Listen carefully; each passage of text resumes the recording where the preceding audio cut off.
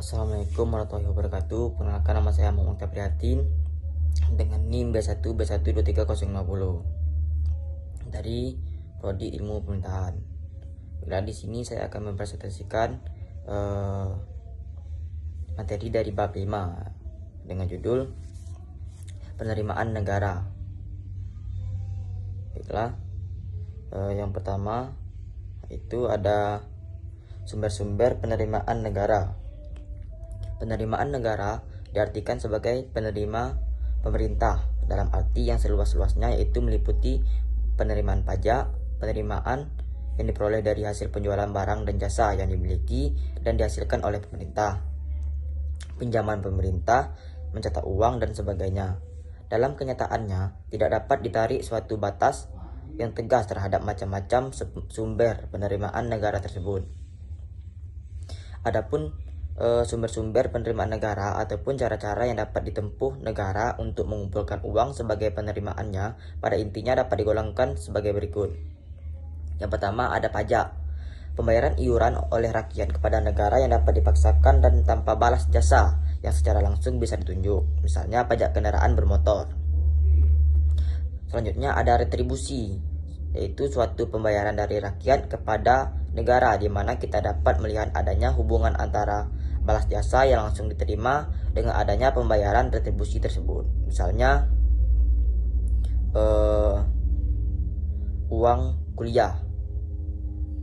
Selanjutnya ada keuntungan dari perusahaan-perusahaan negara, yaitu penerimaan yang berasal dari sumber ini merupakan penerimaan negara dari hasil penjualan barang-barang yang dihasilkan oleh perusahaan-perusahaan negara. Selanjutnya ada denda dan perampasan yang dilakukan oleh pemerintah. Dan yang selanjutnya ada juga sumbangan masyarakat untuk jasa-jasa yang diberikan oleh negara, seperti pembayaran biaya-biaya perizinan atau lisensi, tol, atau pungutan sumbangan pada jalan raya tertentu. Selanjutnya ada pencetakan uang kertas. Karena sifat dan fungsinya, maka negara memiliki kekuasaan yang tidak dimiliki oleh para individu dalam masyarakat. Selanjutnya ada hasil dari undian negara. Baiklah, dengan undian negara, negara akan mendapatkan dana, yaitu perbedaan antara jumlah penerimaan dari lembaran surat undian yang dapat dijual dengan semua pengeluaran-pengeluarannya, termasuk hadiah yang diberikan kepada pemenang dari undian negara tersebut. Selanjutnya ada pinjaman. Pinjaman atau utang negara ini dapat berasal dari luar negeri maupun dari dalam negeri. Pada umumnya negara-negara sedang berkembang mengandalkan pembiayaan pembangunannya sebagian besar pada pinjaman ini. Selanjutnya ada hadiah.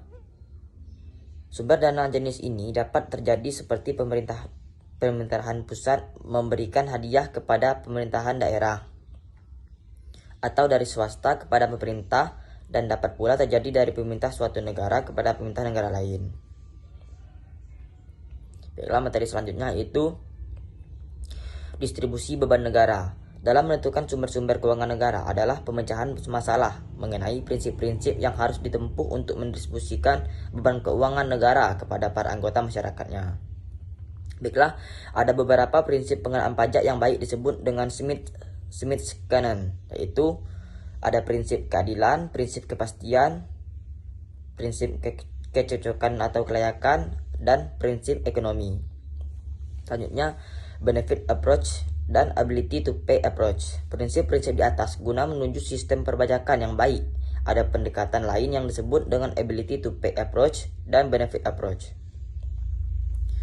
Benefit approach dengan kata lain adalah prinsip pengenaan pajak berdasarkan atas manfaat yang diterima oleh seseorang wajib pajak dari pembayaran pajaknya itu kepada pemerintah. Selanjutnya, ability to pay approach sering pula disebut sebagai prinsip kemampuan untuk membayar atau berdasarkan atas daya pikul seorang wajib pajak. Selanjutnya ada konsep equal strive. Prinsip kemampuan untuk membayar pajak berdasarkan atas kesamaan. Maka yang dimaksud dengan sama di sini adalah pembayaran dalam arti beban real burden, yang diderita atau yang dirasakan seorang wajib pajak. Beban real ini diukur dengan besarnya kepuasan atau guna utility yang hilang karena pembayaran pajak tersebut. Prinsip atas dasar pengorbanan sacrifice principle ini dapat digolongkan menjadi 3, yaitu kesamaan pengorbanan secara absolut, kesamaan pengorbanan secara proporsional, kesamaan pengorbanan secara marginal. Masing-masing prinsip kesamaan dalam pengorbanan atau equal sacrifice approach diterapkan dengan kesamaan pengorbanan absolut.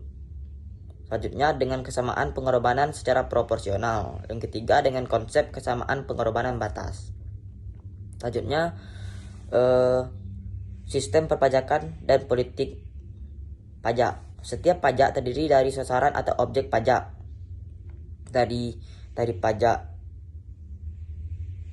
Objek pajak adalah segala sesuatu yang dapat dikenal pajak yang dapat berupa penghasilan, barang, kekayaan dari juga perpindahan hak milik atas barang. Adapun jumlah penerimaan pajak adalah sama dengan dasar pajak kali tarif pajak atau T sama dengan B XR, di mana T adalah penerimaan pajak, B adalah dasar pajak, dan R adalah tarif pajak.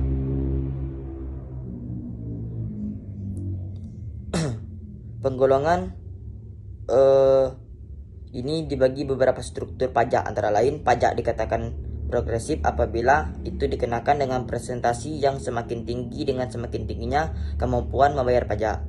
Selanjutnya pajak dikatakan proporsional apabila pajak itu dikenakan dengan persentase yang sebanding dengan perkembangan penghasilan setelah dikurangi dengan kebutuhan-kebutuhan esensial. Selanjutnya pajak dikatakan regresif apabila pajak dikenakan dengan perkembangan yang kurang dari sebanding dengan perkembangan taxable capacity. Selanjutnya ada penggeseran beban pajak. Pajak-pajak yang bebannya dapat digeserkan biasanya adalah pajak penjualan, cukai, pajak pertambahan nilai, dan sebagainya. Cukai tembakau misalnya dikumpulkan oleh produsen atau pabrik rokok, tetapi yang memikul beban pembayaran cukai itu adalah konsumen rokok. Cara menggeserkan beban pajak tersebut ialah dengan menaikkan harga rokok yang terkena pajak atau cukai. Di sini dikatakan bahwa ada penggeseran beban pajak ke depan. Seandainya produsen rokok itu tidak berhasil menaikkan harga jual rokoknya setelah pengenaan cukai tembakau, maka ia akan berusaha untuk menggeser beban pajak itu ke belakang, yaitu dengan menekan harga pembelian inputnya. Sebenarnya proses penggeseran beban pajak dapat diperinci dalam 4 tahap, yaitu tahap satunya ada beban pajak terletak pada orang wajib pajak. Tahap kedua berupa penggeseran beban pajak ini merupakan proses antara yaitu pemindahan beban pajak dari pembayar pajak kepada pemikul beban pajak. Tahap ketiga ada timbulnya beban moneter yang berakhir setelah terjadi penggeseran, dan beban pajak akan digeserkan lagi. Ini disebut dengan incident of taxation. Tahap keempat yaitu adanya konsekuensi ekonomis dengan adanya incident of taxation yang disebut dengan effect of taxation. Dengan melihat tinggi dan rendahnya elastisitas permintaan dan penawaran, kita dapat memperhitungkan besarnya pembagian beban pajak itu. Yang pertama ada forward shifting. Berbagai kemungkinan distribusi beban pajak antara produsen dan konsumen. Yang kedua ada backward shifting, yaitu jumlah atau besarnya pemungkutan pajak. Kasus lain penggeseran beban pajak ialah seandainya pajak itu dibebankan pada produsen bahan mentah dan bukannya pada konsumen. Baiklah, sekian hasil dari presentasi saya. Saya ucapkan terima kasih. Wassalamualaikum warahmatullahi wabarakatuh.